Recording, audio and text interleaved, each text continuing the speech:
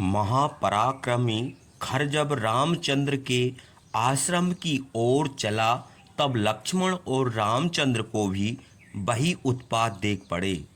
प्रजा का अमंगल करने वाले भयानक उत्पात देखकर रामचंद्र ने कुपित होकर लक्ष्मण से कहा, हे महाबाहु, देखो प्राणियों का विनाश करने वाले एक घोर उत्पात राक्षस कुल के संहार के लिए हो रहे हैं। गधे के रंग के मटमैले बादल आकाश में उमड़ आए हैं और गरज कर रुधिर की वर्षा करते हैं। हमारे बाणों से धुआं निकल रहा है। बाण युद्ध के लिए उत्सुक हो रहे हैं। सोने से मढ़ा हुआ हमारा धनुष भी युद्ध की इच्छा करता है। वन के पक्षी जैसा शब्द बोल रहे हैं, उससे जान पड़ता है कि हम लोगों के लिए भय उपस्थित है और जीवन संदेह में है। शीघ्र ही घोर युद्ध होने वाला है, किंतु दाहिनी भुजा बार बार फड़कती है। इससे हमारे विजय की सूचना मिल रही है।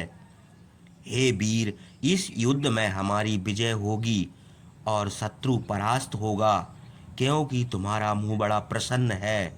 हे लक्ष्मण, युद्ध के लिए तत्पर जिन मनुष्यों का मुंह उदास हो जाता है, उनकी आयु क्षीण हो जाती है। दुष्ट राक्षसों के गर्जने का और उनके नगाड़े का शब्द सुन पड़ता है। कल्याण चाहने वाले बुद्धिमान मनुष्य को विपत्ति की आशंका होने पर पहले से ही भाव अनिष्ट के रोकने की चेष्टा करना चाहिए।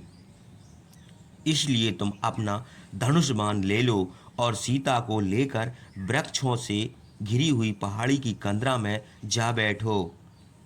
हे वत्स, तुम हमारी बात मानो, इसके विरुद्ध न करो। तुमको हमारे चरणों की शपथ है। तुम सीता को लेकर शीघ्र चले जाओ। तुम बलवान हो, वीर हो, इन राक्षसों को मार सकते हो, इसमें कोई संदेह नहीं है, किंतु मैं स्वयं इनका वध करना चाहता हूँ। रामचंद्र के यह कहने पर लक्ष्मण धनुष बाण लेकर सीता के साथ दुर्गम स्थान को चले गए। उनके चले जाने पर रामचंद्र बड़े प्रसन्न हुए। उन्होंने अपना कवच पहना। अग्नि के समान चमकता हुआ कवच पहनकर अंधेरे में जलती हुई आग के समान उनकी शोभा हुई। उन्होंने अपना धनुष चढ़ाया। धनुष की डोरी की जया का शब्द सब दिशाओं में भर गया। देवता, गंधर्व, सिद्ध और चारण युद्ध देखने के लिए वहां आए। महात्मा, महर्षि और ब्रह्म ऋषि भी वहां आए। वे आपस में कहते थे कि गो, ब्राह्मण और अन्य सब प्राणियों का कल्याण हो।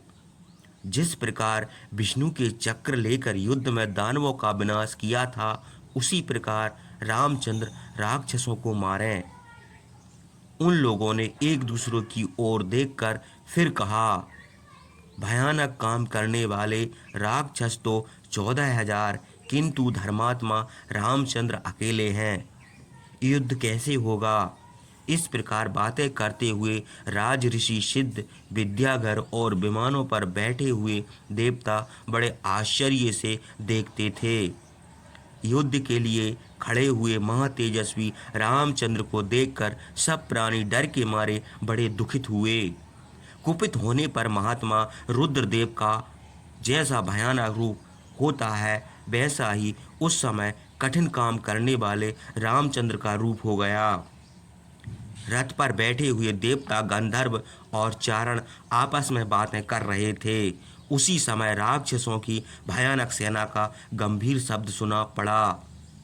राक्षस आपस में वीरता की बातें करते थे, धनुष की डोरी बजाते थे, बार बार जमाई लेते थे, गरजते थे और नगाड़े बजाते थे।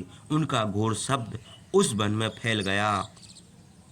उस शब्द को सुनकर वन के पशु पक्षी डर के मारे इधर उधर भागे। भागते समय वे पीछे नहीं देखते थे और इतनी दूर भाग गए जहाँ सेना का शब्द नहीं सुन पड़ता था।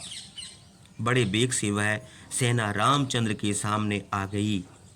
अनेक प्रकार के अस्त्र शस्त्र लिए हुए राक्षस समुद्र के समान गंभीर भाव से रामचंद्र के सामने आए। युद्ध में निपुण रामचंद्र ने भी युद्ध के लिए आई खर की सेना को देखा। वे अपना भयानक धनुष संभाल कर और तृणीर से बाण निकालकर राक्षसों का विनाश करने के लिए बड़े क्रुद्ध हुए। उस समय रामचंद्र का रूप प्रलय काल के प्रज्वलित अग्नि के समान हो गया। उनकी ओर देखने का साहस किसी को न होता था। उनका तेजमय रूप देखकर वन के देवता बड़े व्यथित हुए।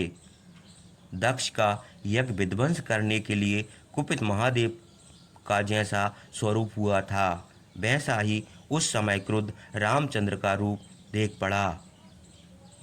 और जैसे सूर्योदय के समय काले बादल देख पड़े, वैसे ही धनुष आभूषण और अग्नि के समान कवच धारण किए हुए मांसाहारी राक्षस देख पड़े।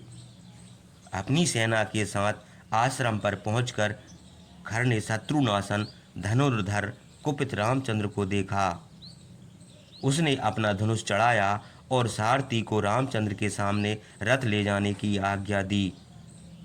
उसकी आज्ञा से सारथी ने घोड़ों को उसी ओर हाँका जिधर धनुष लिए हुए महाबाहु रामचंद्र अकेले खड़े थे। खर को रामचंद्र के ओर आते देखकर उसके मंत्री भी उसके चारों ओर ही हो लिए और बड़े जोर से गरजे। रथ पर बैठा हुआ खर अपने मंत्रियों के बीच में वैसा ही देख पड़ा जैसे नक्षत्रों के बीच में मंगल ग्रह उदय होता है। वह महापराक्रमी राक्षस रामचंद्र के ऊपर 1000 बाण चलाकर युद्ध भूमि में बड़े गंभीर शब्द से गरजा। अन्य सब राक्षस भी क्रुद्ध होकर भयानक धनुष लिए दुर्जय रामचंद्र के ऊपर अनेक प्रकार के शस्त्रों की वर्षा करने लगे। कुपित होकर राक्षसों ने लोहमय मुदर, शूल, प्रास, खड़ग और परशववध का प्रहार किया। महाबली महाकाय काले बादलों के समान राक्षस पर्वत के शिखर के समान ऊंचे हाथियों, घोड़ों और रथों पर सवार होकर युद्ध में रामचंद्र को मार डालने की इच्छा से उनकी ओर दौड़े। जिस प्रकार बादल पर्वतों पर पानी बरसाते हैं, उसी प्रकार रामचंद्र के ऊपर बाणों की वर्षा करने लगे।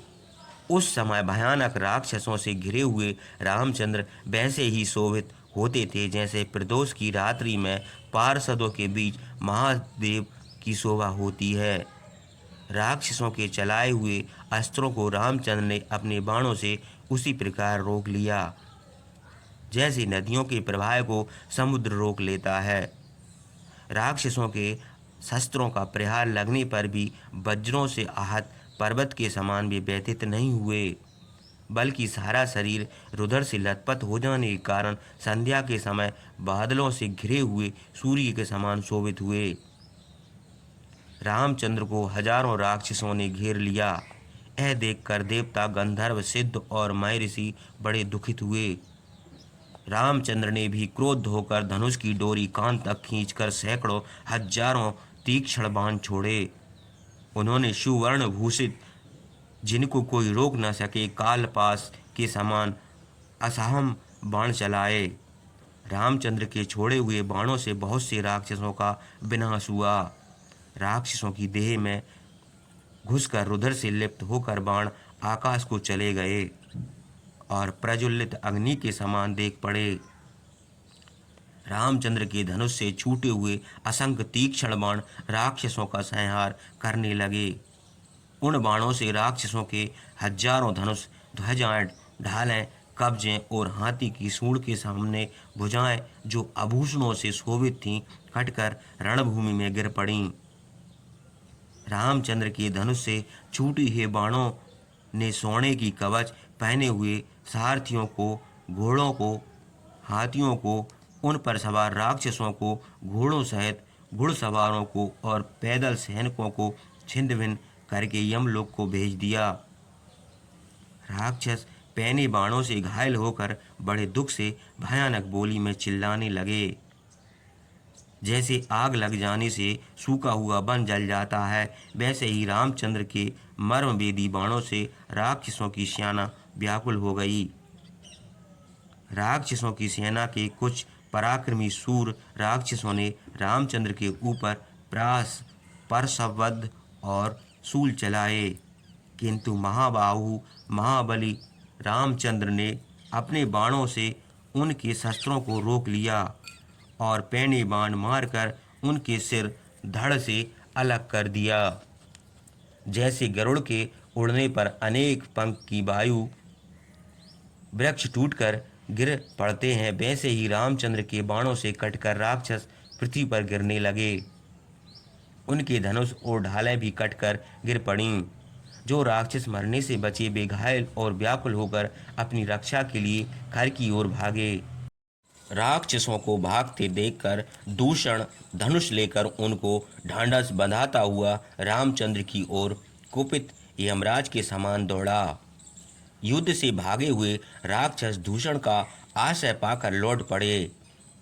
साल और ताल के वृक्ष शिला, शूल, मुदगर और प्रास लेकर रामचंद्र की ओर झपटे और उनके ऊपर वृक्ष, शिलाओं और शस्त्रों की वर्षा करने लगे। बड़ा ही भयानक रोमहर्षण तुमुल युद्ध हुआ। राक्षस कुपित होकर चारों ओर से रामचंद्र को पीड़ित करने लगे। रामचंद्र ने देखा कि राक्षसों ने सब दिशाओं को बाण से भर दिया है। तब उन्होंने महातेजस्वी गंधर्व अस्त्र निकाला। उनके धनुष से हजारों बाण छूटने लगे। उन बाणों से सब दिशाएं भर गईं। राक्षस व्याकुल हो गए। रामचंद्र इतनी फुर्ती से बाण चलाते थे कि बाणों का निकलना, धनुष पर चढ़ना, धनुष का खिंचना और बाणों को छोड़ना कोई नहीं देखता था। बाणों से आकाश भर गया, सूर्य छिप गए और अंधकार हो गया। उस समय भी रामचंद्र सावधानी से बाण चलाते रहे। एक साथ कितने ही राक्षस घायल होकर और कितने ही राक्षस मरकर पृथ्वी पर गिर पड़े। रणभूमि में हजारों राक्षस घायल, हजारों मरे हुए और हजारों छिन्न भिन्न होकर पृथ्वी पर पड़े हुए दिखाई दिए। पगड़ी सहित सिर विज्जाट बंधी हुई भुजाएं, हाथ जांघें, अनेक प्रकार के आभूषण, बड़े बड़े हाथी, घोड़े, रथ, चंबर, व्यंजन, छत्र, ध्वजा, शूल और पटिश आदि अस्त्र शस्त्र रामचंद्र के बाणों से कटकर पृथ्वी पर गिरे, जिनसे समर भूमि भयानक हो गई। यह देखकर बचे हुए राक्षसों का शत्रु नाशन रामचंद्र के सामने जाने का साहस न हुआ। रामचंद्र ने सैनिकों का विनाश कर दिया। यह देखकर महाबाहु दूषण ने युद्ध से न भागने वाले बड़े फुर्तीले 5000 राक्षसों को युद्ध करने की आज्ञा दी। वे राक्षस चारों ओर से रामचंद्र के ऊपर शूल, पटिश, खड़ग, शिला, वृक्ष और बाण बरसाने लगे। धर्मात्मा रामचंद्र ने तीक्ष्ण बाणों से वृक्ष और शिलाओं की वर्षा रोक दी। जिस प्रकार बैल आंखें मूंदकर पानी की वर्षा सह लेता है, वैसे ही रामचंद्र ने राक्षसों के अस्त्र शस्त्र सह लिए। उसके बाद वे कुपित होकर राक्षसों का वध करने के लिए बाण चलाने लगे। तब शत्रु दूषण सेनापति दूषण को बड़ा क्रोध आया। उसने भी वज्र के समान बाण रामचंद्र के ऊपर चलाया। रामचंद्र ने क्रुद्ध होकर तीक्ष्ण बाण से दूषण का धनुष काट डाला और चारों बाणों से उसके चारों घोड़ों को मार डाला और अर्धचंद्र बाण मारकर उसके सारथी का सिर काट डाला। 3 बाण दूषण की छाती में मारा। दूषण का धनुष कट गया, सारथी मर गया और घोड़े भी मर गए। तब उसने पर्वत के शिखर के समान एक भयानक पर्द उठाया। देवताओं की सेनाओं को पीड़ित करने वाली वह पर्दी सोने से मड़ी हुई थी। उसमें लोहे की कीलें जड़ी हुई थीं और शत्रुओं को चर्बी लगी थी। वह वज्र के समान कठोर थी और शत्रुओं के नगर के द्वार को विदीर्ण करने वाली थी। क्रूर कर्मा निशाचर दूषण अजर के समान उस पर्दी को लेकर रामचंद्र की ओर दौड़ा। दूषण को अपनी ओर झपटते देखकर रामचंद्र ने 2 बाण से उसके हाथों को काट डाला। हाथ कट जाने पर उसकी पर्दी इंद्र की ध्वजा के समान गिर पड़ी। और दूषण भी टूटे हुए दांत वाले हाथी की तरह पृथ्वी पर गिरा। दूषण को पृथ्वी पर गिरा हुआ देखकर सब लोग रामचंद्र की प्रशंसा करने लगे। उसी समय सेना के आगे चलने वाले काल के पास में बंधे हुए महाकपाल, स्थूल और महाबली प्रमाथि नाम के 3 राक्षस क्रुद्ध होकर रामचंद्र की ओर दौड़े। महाकाल भारी शूल उठाकर झपटा। स्थूल अक्ष पटिश लेकर और प्रमाथि परसव वध लेकर दौड़ा। रामचंद्र ने सामने आते हुए उन राक्षसों का स्वागत किया। तीक्ष्ण बाणों से महाकपाल का सिर काट डाला, असंख्य बाण मारकर प्रमाथि का शरीर मत डाला और स्थूल अक्ष की स्थूल आंखें बाणों से भर दीं। तीनों राक्षस कटे हुए भारी वृक्ष के समान पृथ्वी पर गिर पड़े। उसके बाद रामचंद्र ने कुपित होकर 5000 बाणों से दूषण के अनुगामी 5000 राक्षसों को क्षण भर में मारकर यमलोक को भेज दिया। दूषण और उसके साथियों के मरने का हाल सुनकर खर ने कुपित होकर महाबली सेना अध्यक्ष को आज्ञा दी। दूषण और उसके सब साथी मारे गए। यदि तुम लोग राक्षसों की भारी सेना लेकर उनके अस्त्र शस्त्रों से इस राम को मार डालो। राक्षसों को यह आज्ञा देकर क्रोध के मारे वह स्वयं रामचंद्र की ओर दौड़ा। उसकी आज्ञा पाकर शयनगामी, पृथुग्रीव, यक्षशत्रु, विहंगम, दुर्जय, करवीराक्ष, परस, कालकुकर्म, हेममाली, महामाली, सर्पाश्य और रुद्रराशन ये 12 महाबली सेनापति भी तीक्ष्ण बाण चलाते हुए रामचंद्र की ओर झपटे। तेजस्वी रामचंद्र ने भी सुवर्ण और रतन से विभूषित अग्नि के समान चमकता हुआ बाण राक्षसों पर चलाया। जिस प्रकार वज्र बड़े बड़े वृक्षों को गिरा देता है, वैसे ही रामचंद्र के सुवर्ण पुंख प्रज्वलित अग्नि के समान बाणों ने राक्षसों का संहार किया। रामचंद्र 100 बाणों से 100 राक्षसों को और 1000 बाणों से 1000 राक्षसों को मार डालें। राक्षसों की शरीर से रुद्र निकलने लगा। वे घायल होकर पृथ्वी पर गिर पड़े। अनेक कवच, आभूषण और धनुष भी कटकर पृथ्वी पर गिर गए। जिस प्रकार यज्ञ की वेदी कुशाओं से ढक जाती है, उसी प्रकार रुद्र से लथपथ और जिनके केस छूट गए, ऐसे राक्षसों से रणभूमि ढक गई। मांस और रुद्र का कीचड़ हो गया। क्षण भर में वह स्थान बड़े भयानक नरक के समान हो गया। मनुष्य रामचंद्र ने अकेले बिना रथ के 14,000 भयानक राक्षसों को मार डाला। राक्षसों की सेना में महारथी खर और त्रिशरा 2 ही जीवित रह गए। अन्य सब महापराक्रमी भयानक राक्षस को रामचंद्र ने मार डाला। युद्ध में महाबली राक्षसों को बलवान रामचंद्र ने मार डाला। यह देखकर रथ पर सवार होकर वज्रधारी इंद्र के समान खर रामचंद्र की ओर झपटा।